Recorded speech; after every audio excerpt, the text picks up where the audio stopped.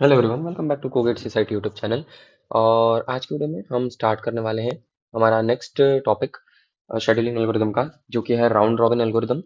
ठीक है, इसके पहले मैंने आपको ये तीन एल्गोरिदम्स ऑलरेडी करवा दिए हैं, फिर मैं आपको ये वाला कराऊंगा। उसके बाद में प्रायोरिटी एल्गोरिदम देखेंगे, प्रायोरिटी वाला कैसे करते हैं, और फिर हम लोग मल्टी लेवल क्यू वाला को देखेंगे। ठीक है, तो स्टार्ट करते हैं। तो देखो, राउंड रॉबिन में क्या होता है ना, कैसे डिफरेंट है राउंड रॉबिन। और ये सबसे बड़ी चीज़ है कि ये रियल लाइफ में यूज होता है। ठीक है, ये प्रिएम्प्टिव एल्गो रहता है, ये है ना, ये प्रिएम्प्टिव एल्गो रहता है और ये रियल लाइफ में यूज होता है। ठीक है, ये रियल लाइफ में हम लोग इसे यूज करते हैं सारे सिस्टम्स में। कैसे होता है वो मैं बताता हूँ। तो जैसे हमारे पास में क्या रहता है ना, हम हमारे पास में ये सारी चीजें गिवन रहती है पहले तो, है ना, क्वेश्चन में। ठीक है, न्यूमेरिकल में। और हमें एक और चीज गिवन रहती है, दैट इज टाइम क्वांटम। ठीक है, टाइम क्वांटम क्या होता है? टाइम क्वांटम ऐसा समझ लो, एक यूनिट ऑफ टाइम है जिसके बाद में आप उस प्रोसेस को आपको बाहर निकालना पड़ेगा, वेदर इट्स कंप्लीटली एग्जीक्यूटेड और नॉट। ठीक है, अगर वो एग्जीक्यूट हुए उसके पहले टाइम क्वांटम के बराबर या उससे कम में एग्जीक्यूट हो गए तो कोई दिक्कत नहीं। बट अगर नहीं हुई तो आपको क्या करना है, आपको उसको प्रिएम्प्टिवली बाहर निकाल के रेडी क्यू में डालना है। ठीक है, यहाँ पर आपने जैसे मान लो P1 एग्जीक्यूट हो रहा है ना, P1 का मान लो 3 यूनिट्स है। तो हम क्या करेंगे, P1 को 2 तक एग्जीक्यूट करेंगे, फिर P1 को यहाँ पर डाल देंगे। P1 का आपसे 1 यूनिट बचेगा। और ये कैसे चलेगा?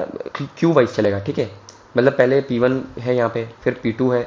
हो सकता है फिर से P1 आ जाए। ठीक है, ये P1 एग्जीक्यूट हुआ, फिर P2 है, फिर से P1 आ जाएगा। तो इस बार इसकी यूनिट कितनी रहेगी? 1 यूनिट। तो फिर पहले P2 एग्जीक्यूट होगा, फिर P1 एग्जीक्यूट होगा, है ना, इस तरह से ये चलेगा।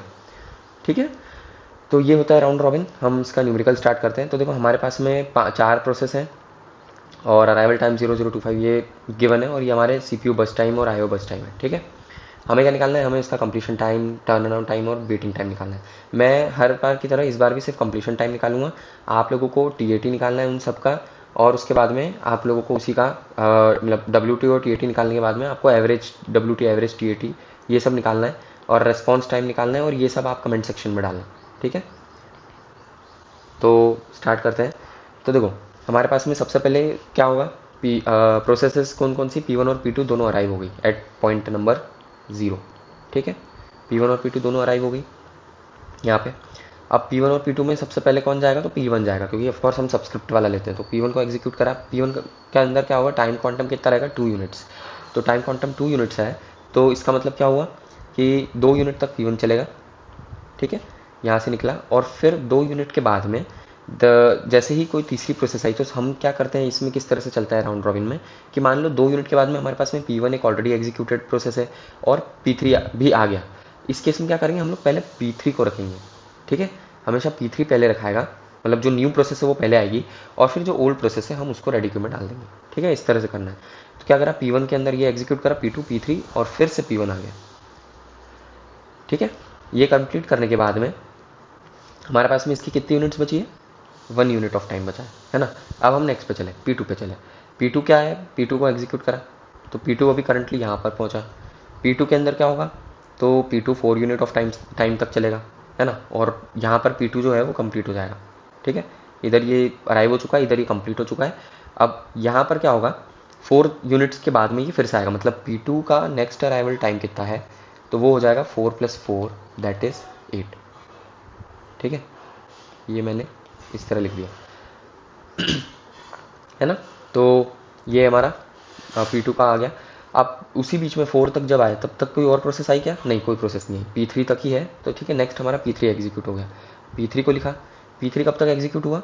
P3 हुआ 1 यूनिट तक, मतलब P3 5 तक एग्जीक्यूट हुआ। 5 तक एग्जीक्यूट हुआ, P3 कंप्लीट हो गया। P3 नेक्स्ट कब आएगा, पहले हम वो लिख लेते हैं। तो 5 प्लस जो उसका नेक्स्ट CPU आईओ बस्ट है वो 3 है, तो 5 + 3 दैट इज P3 भी अब 8 पर आएगा, है ना। अब नेक्स्ट चीज़ हम चेक करेंगे क्या, कि भाई क्या 5 यूनिट ऑफ टाइम पे कोई और प्रोसेस आई है क्या? तो हाँ आई है। तो P4 आई है, तो P4 को लिख दिया, है ना। और इसके अलावा कोई और प्रोसेस क्या P3 वापस आएगी रेडी क्यू में? नहीं आएगी, क्योंकि P3 की 1 यूनिट ऑफ टाइम थी और वो हमने एग्जीक्यूट करवा दी। तो 1 यूनिट ऑफ टाइम एग्जीक्यूट करा के ये आ गया P3 का। ठीक है, अब फिर से हम P1 को एग्जीक्यूट करेंगे। P1 को एग्जीक्यूट करा यहाँ पे।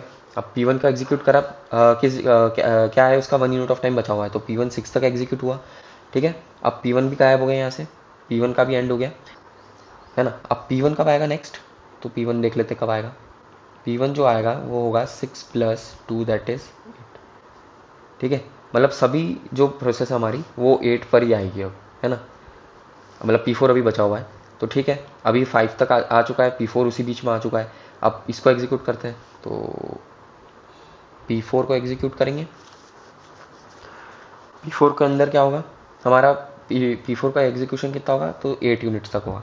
8 यूनिट्स तक हुआ हमारा। P4 आएगा कब, अब तो मैं इसको यहाँ लिख लेता हूँ। ठीक है, ठीक है, तो P4 कब आएगा, 10 पर आएगा। अब क्या होगा, जैसे ही P4 आया उसमें हम लोग यहाँ पे P1 P2 P3 सभी आ जाएंगे यहाँ पे। ठीक है, तो P1 आ गया, P2 आ गया, P3 आ गया, सब आ गई, है ना, सारी प्रोसेसेस आ गई, हमारा सभी का एग्जीक्यूशन कंप्लीट हो चुका है।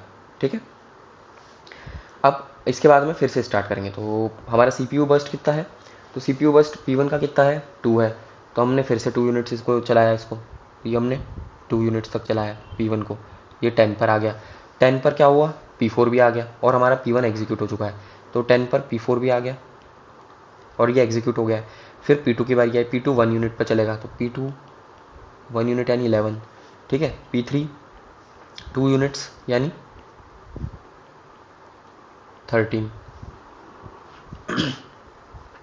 और इसके बाद में P4 बचा 1 यूनिट ऑफ टाइम, है ना, तो P4 क्या हो जाएगा, 14 तक एग्जीक्यूट होगा। दैट्स इट, सारी प्रोसेस हमारी एग्जीक्यूट हो गई। ठीक है, ये इस तरह से हम लोग इसको सॉल्व करते हैं। अब हमारा सभी का कंप्लीशन टाइम लिख लेंगे, तो P4 का क्या है, 14 यूनिट्स ऑफ कंप्लीशन टाइम है। ठीक है, P3 का 13, P2 का 11, P3 का 13, P2 का 11 और P1 का 10। ठीक है, हमने सभी का कंप्लीशन टाइम लिख दिया और इस तरह से हमने राउंड रॉबिन की हेल्प से इसे सॉल्व कर लिया। अब आप लोगों का टास्क क्या है, आपको TAT निकालना है, आपको WT निकालना है ना, और उसके बाद में एवरेज TAT और एवरेज WT जो रहते हैं, है ना, एवरेज TAT एवरेज WT। उसके अलावा आपको अपना रिस्पॉन्स टाइम भी निकालना है। ठीक है, तो इस तरह से हम लोग राउंड रॉबिन के क्वेश्चंस को करते हैं, है ना। हमारा आज की वीडियो में मैंने आपको ये भी कवर करा दिया। नेक्स्ट जो हमारा रहेगा उसमें हम प्रायोरिटी को देखेंगे, प्रायोरिटी क्यू या प्रायोरिटी वाले क्वेश्चंस कैसे करते हैं। आज की वीडियो के लिए इतना ही। अगर आपको वीडियो अच्छा लगे तो प्लीज़ इस वीडियो को लाइक एंड शेयर करें और चैनल को सब्सक्राइब जरूर करें और मुझे बताएं मैं कैसे इंप्रूव कर सकता हूँ। Thank you.